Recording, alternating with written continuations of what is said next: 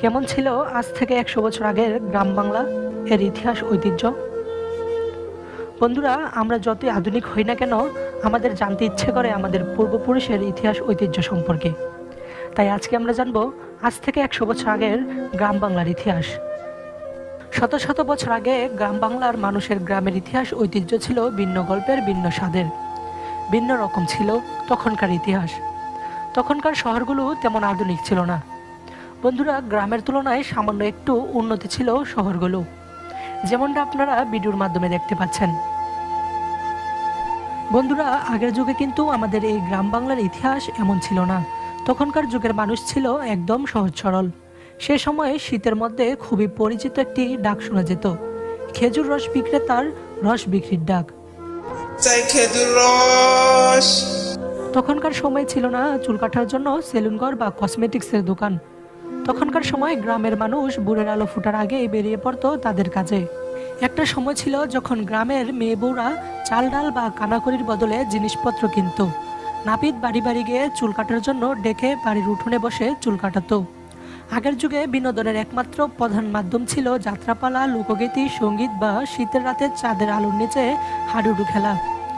তখন সন্ধ্যা হলেই গ্রামের বাড়ির উঠোনে যাত্রাপালা, লোকগীতি, সঙ্গীত, মঞ্চনাট্যের আয়োজন হতো এবং গ্রামের সবাই মিলেই একসাথে উপভোগ করত। তখনকার সহজ সরল মানুষের মনে ছিল না হিংসা বিদ্বেষ। তারা তখন সবাই মিলেমিশে একসাথে বসবাস করত। শত শত বছর আগে গ্রামগুলো ছিল বাঘ সহ হিংস্র বন্যপ্রাণীর ভয়। তখন সবাই সন্ধ্যা হওয়ার আগেই নিজ নিজ বাড়িতে চলে যেত। গ্রামে বিকেল হলে দেখা মিলত বাঘ, সিংহ, জঙ্গলি হাতি সহ নানা রকম হিংস্র প্রাণী। এখনকার মতো গ্রামগুলো এত ঘনবসতি ছিল না। বাচ্চারা সারাদিন খেলাধুলা করত, মাঠে ঘাটে গরু চড়াতো সারাদিন। কৃষক কিশোরীরা চলে যেত মাঠে কাজ করার জন্য। আগে চাল গুঁড়ো করার জন্য ব্যবহার হতো ডেকি, আর ডেকিতে চাল গুঁড়ো করেই তৈরি হতো শীতের পিঠাপুলি। গ্রামের বাড়িগুলোতে তখনকার সময়ে মেহমান বেড়াতে আসলে রাতভর নানা রকম পিঠাপুলির আয়োজন হতো। গ্রামের মধ্যে তখন অজস্র আঁকাবাঁকা নদ নদী ছিল। তখনকার সময়ে নদ নদীগুলো পার হওয়ার জন্য ব্যবহার হতো পালতোলা নৌকো, আর মাঝিরা গানের সুরে সুরে নৌকা চালাতো।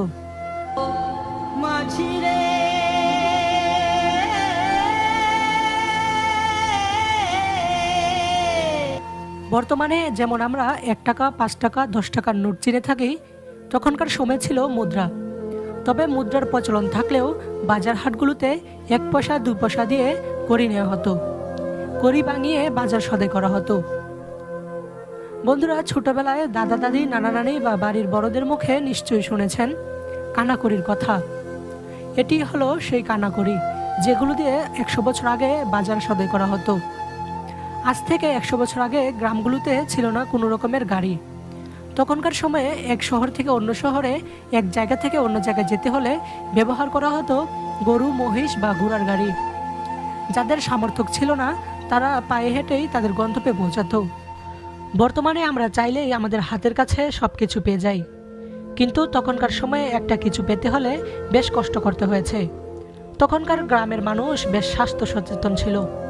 তারা সবাই ব্যায়াম করত নিজ নিজ বাড়িতে।